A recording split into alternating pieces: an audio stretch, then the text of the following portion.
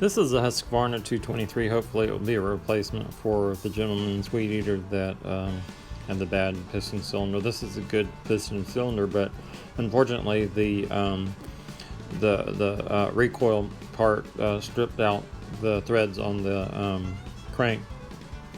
And so, but I have another one, a good power head, and so I'm going to try to get this one going for him. It's a neat little weed eater. Not many parts left on it in terms of piston, cylinder, and rebuilds, but you can still get carburetors and stuff for it. So that's what I'm going to be working on for him.